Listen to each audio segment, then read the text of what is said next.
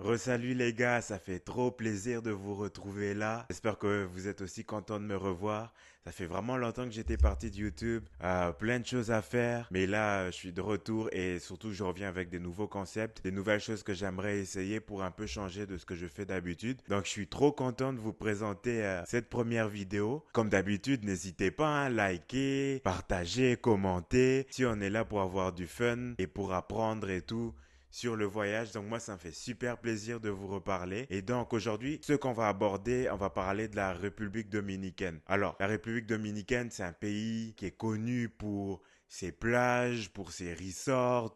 Beaucoup de gens en parlent. Mais est-ce que ce que l'on dit est vraiment vrai? Est-ce que c'est vraiment représentatif de la République dominicaine? Et moi, je suis allé en République dominicaine pour voir si tous les clichés qui sont dits, tout ce que les gens pensent, tout ce que les gens racontent, c'est vraiment vrai. Comme je vous dis, avec les ondits, on peut avoir très peur et ne pas aller à certains endroits ou juste se limiter à certaines choses. Et moi, je pense que le mieux, c'est de vraiment pouvoir vivre une vraie expérience, aller dans les endroits qui vont démontrer que ce n'est pas ce que l'on dit. Donc aujourd'hui dans cette vidéo, je vais essayer de montrer par mon expérience que les clichés, ce que l'on dit dans la République dominicaine n'est pas forcément vrai ou dans le cas contraire est vrai. Une première idée reçue, un premier gros cliché, c'est qu'en République dominicaine, il n'y a que des resorts. Alors, les gars, moi je vous dis la vérité, c'est pas vrai. Alors, laissez-moi boire un coup avant de démonter cet argument. Ça, c'est trop bon. Il n'y a pas que des resorts. C'est ça mon gars, c'est ça qu'on est venu voir. Je m'attendais pas du tout à voir ça dans ce coin paumé. Bah oui, ce petit village perdu qui s'appelle Paraíso m'a surpris. Je m'attendais pas du tout à retrouver un tel spectacle, une telle dinguerie. Non mais mon voyage, il avait vraiment commencé fort.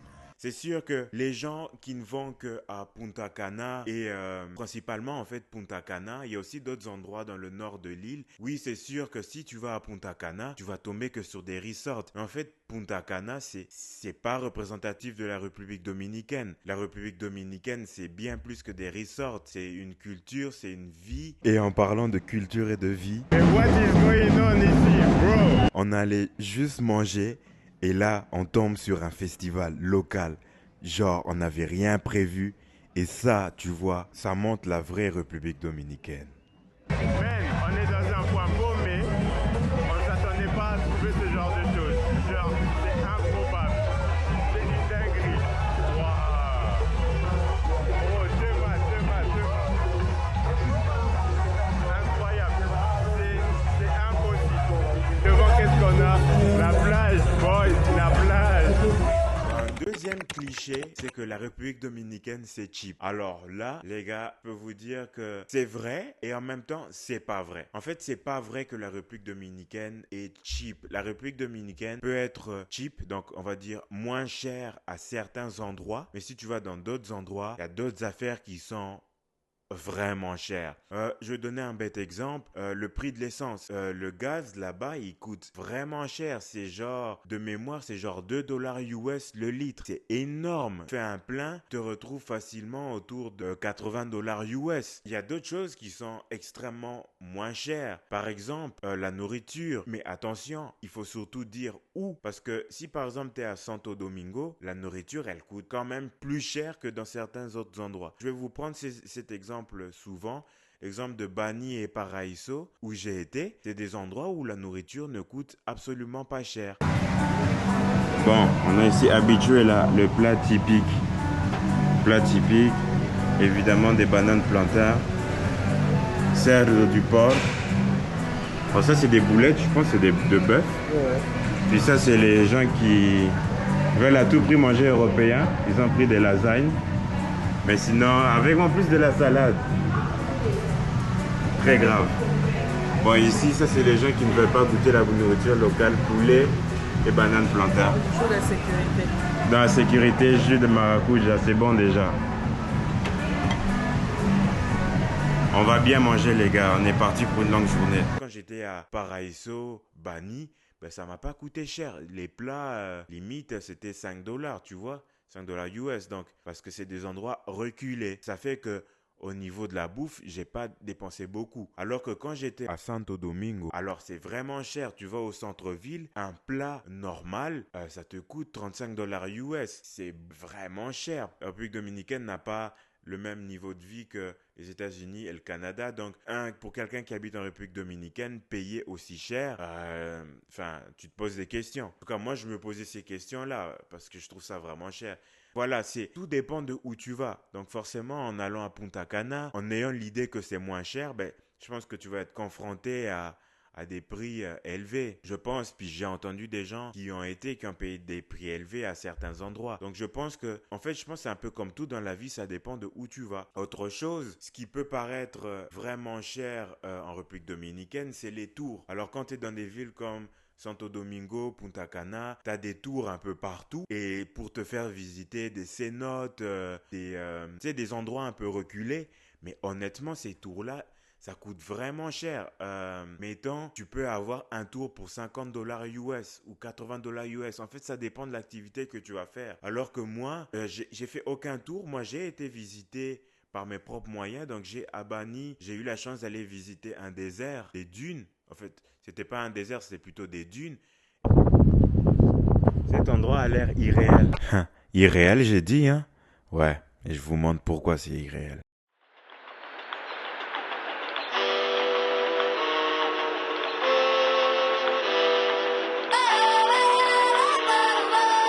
Artlist.io.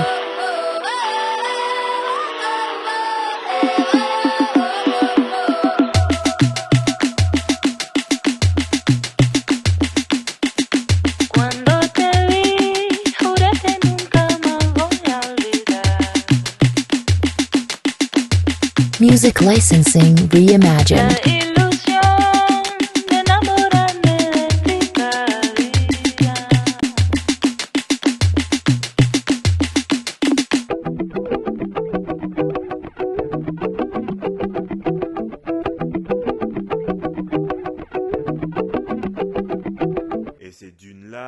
L'entrée, c'était 100 pesos. C'est même pas $1 canadien. Mais ça, c'est parce que je me trouve pas dans les zones touristiques. En tout cas, dans les zones les plus touristiques. Je suis allé plus loin et je vous montre les images, mais ces dunes, c'est incroyable. Cet endroit est vraiment irréel.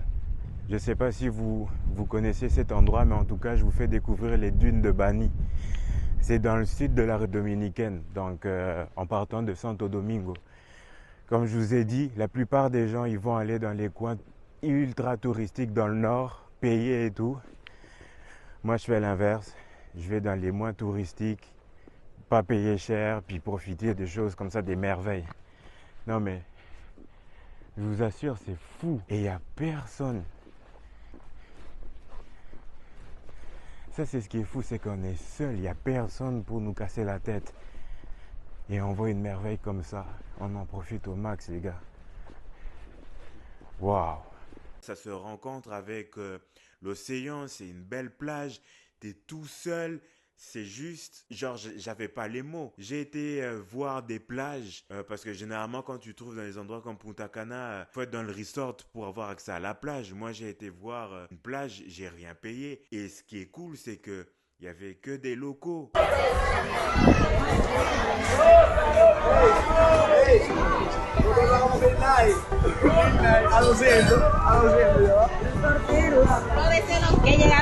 Artlist.io. My God.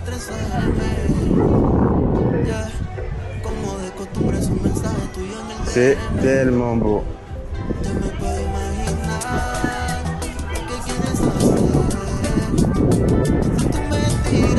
Music licensing reimagined. Bienvenue au paradis, les boys.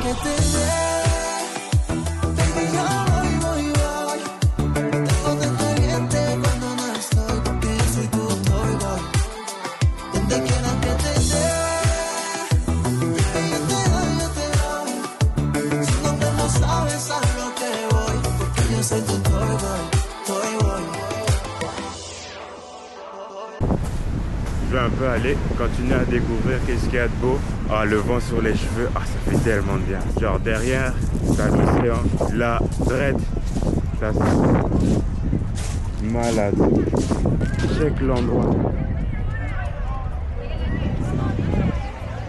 L'eau est limpide. Ça nous a pris 2h45 à se rendre ici et ça vaut la peine. Genre la plage, il n'y a pas énormément de monde, c'est tellement agréable. On se marche pas sur les pieds, genre c'est fou. C'était vraiment génial, c'était gratuit, tu avais des petits restaurants, voilà, des petits coins pour se poser, manger, boire, c'était génial et j'ai rien payé pour y accéder. C'est trop cool. J'ai été voir des piscines naturelles, comme moi je les appelle, mais ça s'appelait autrement. Je vais vous mettre le nom, je me rappelle plus. Il y avait personne, donc c'était trop cool et c'était gratuit.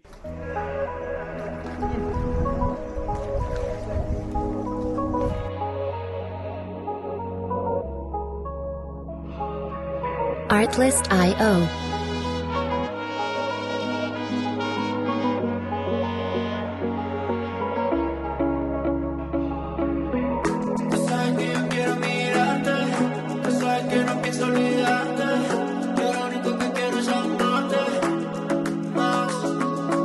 Music licensing reimagined.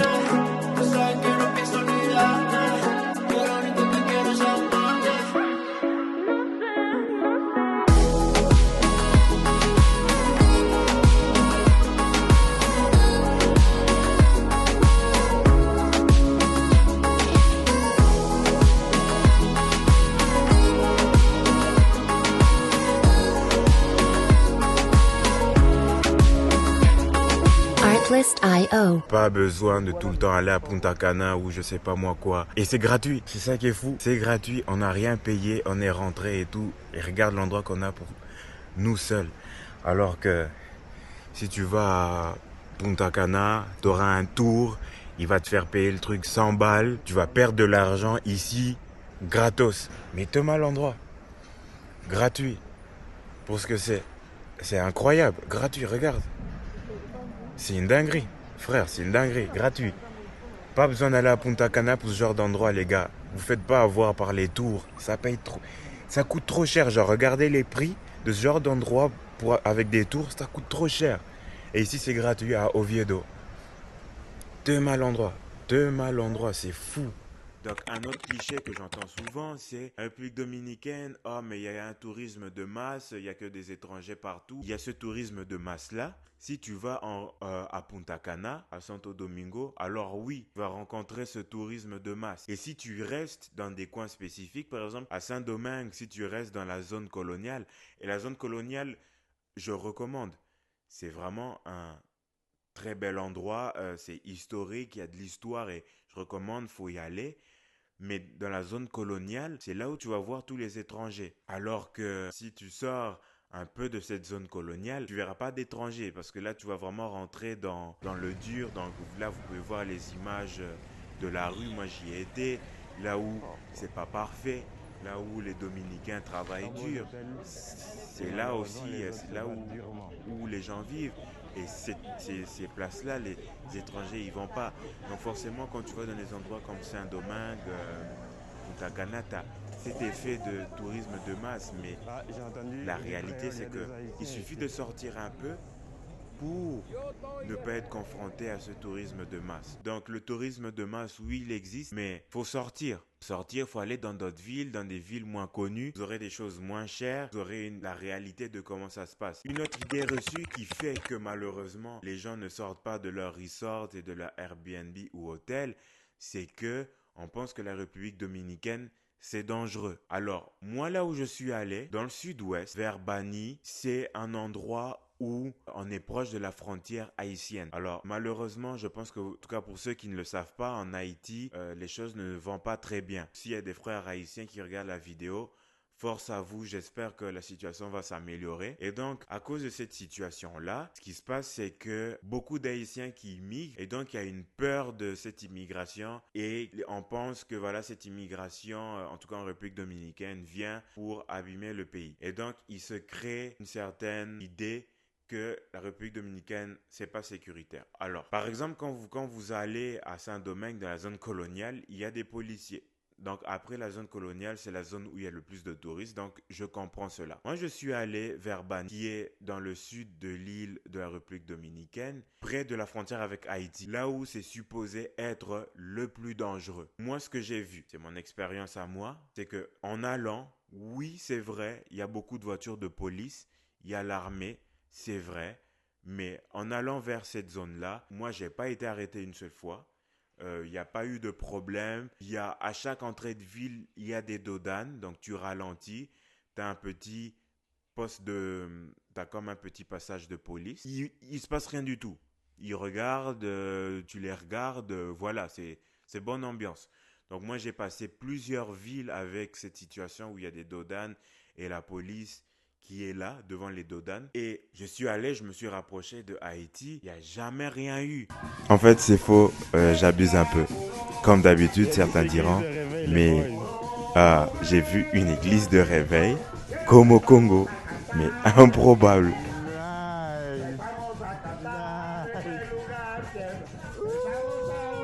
Nice. Yo, ici c'est le Congo. Il y a des églises de réveil, c'est incroyable. J'adore cet endroit. C'est authentique. C'est comme le bled, c'est fou. C'est comme le bled. J'adore. Je me suis baladé dans les rues de ces petits villages, mais genre personne ne m'a dérangé. En fait, il m'est jamais rien arrivé, les gars. Donc, l'idée de c'est dangereux, je sais pas d'où elle vient, mais en tout cas, moi, il m'est rien arrivé. Au retour, en quittant le sud de l'île, le sud-ouest de l'île, pour remonter vers Santo Domingo, alors là, oui, on s'est fait arrêter, je pense 2 fois, mais c'est des contrôles de base. D'où tu viens? On m'a donné une fois mon permis de conduire, puis je me suis jamais senti en insécurité. Et donc, cette idée-là, je ne sais pas d'où elle vient. Alors forcément, comme j'ai l'habitude de dire, c'est que si tu vas dans les endroits où, voilà, on sait qu'il y a un certain danger, parce que tu te renseignes quand même. Oui, il y a des endroits où il y a un certain danger, mais c'est comme partout en fait, comme partout dans le monde. Il faut juste être attentif, il faut faire attention à où on va, poser les bonnes questions, savoir discerner le bon du mauvais. Donc c'est toujours ces questions-là qui reviennent. Donc moi, de manière générale, j'ai pas senti d'insécurité, même en allant dans l'endroit le plus dangereux de l'île, soi-disant, d'après ce que les gens disent. Parce que quand je disais que j'étais allé dans le sud-ouest, tout le monde était étonné. Mais voilà, il n'y a rien eu. Un autre cliché, c'est que la République dominicaine est une destination 100% fête. Je pense que la fête fait partie de la réalité. Moi, personnellement, j'ai pas eu la chance de faire la fête parce que j'ai beaucoup visité. Mais je pense que j'ai entendu des gens qui y vont pour faire la fête, donc je pense que c'est une réalité. Mais c'est pas que ça, c'est aussi découvrir des très beaux endroits. La République dominicaine, c'est vraiment très beau, les plages sont vraiment très belles. Tellement beau. Waouh. Attends, je te montre ça. Le bleu qu'il y a, mais le bleu, il est fou. Ouais, je pense que j'ai pas besoin de beaucoup parler pour dire à quel point c'est beau. La République dominicaine est vraiment belle et la résumer en une destination de fête, je trouve ça un peu dommage. Ça dénature ce beau pays. Regarde-moi ça. Oh là là.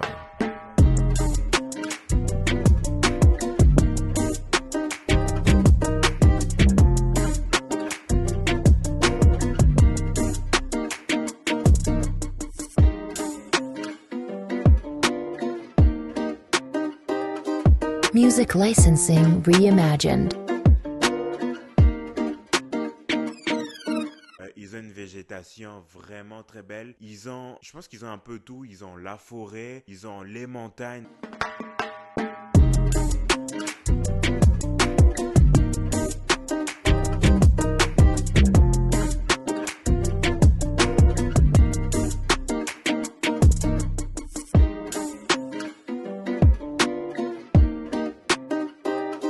Music licensing reimagined. Je veux dire, ce décor, il est juste incroyable. C'est magique. Et juste à côté de ces montagnes, t'as la plage. Il n'y a pas que la fête à faire. La preuve, j'ai fait 7 jours là-bas et j'ai même pas eu le temps de faire la fête. Tellement il y avait des choses à visiter et tu visites, t'es fatigué. Et honnêtement, c'est impressionnant. Et oui, je recommande. C'est pas parfait, mais je recommande à mort. Voilà, donc merci d'avoir regardé la vidéo. Donc ça, c'était juste une petite vidéo pour vous mettre en contexte mon voyage en République dominicaine. Il y en aura d'autres que je vais faire. mais je pense que c'était important de faire cette vidéo pour pouvoir démonter certains clichés, certaines croyances qui n'ont pas lieu d'être, qui nous séparent des autres en fait. Je pense qu'on peut mieux faire, qu'on peut s'améliorer et je pense que la République dominicaine aussi ne se limite pas que à Punta Cana et Santo Domingo. C'est bien plus que ça et dans les vidéos qui vont suivre, c'est beaucoup plus que ces deux endroits. Comme d'habitude, moi je vous remercie de m'avoir regardé, de continuer de me regarder, de liker, mettez vos commentaires. Si vous avez des idées de vidéos que je devrais faire, des choses que vous aimeriez voir, si vous avez des questions, n'hésitez pas à poser les questions. Je suis là pour répondre, moi je réponds à tout le monde, j'ai zéro problème. Au contraire, ça me fait totalement plaisir. Restez connectés, likez la vidéo, partagez et n'hésitez pas à aller voyager en République dominicaine. Sur ce, on se retrouve sur la prochaine vidéo les gars.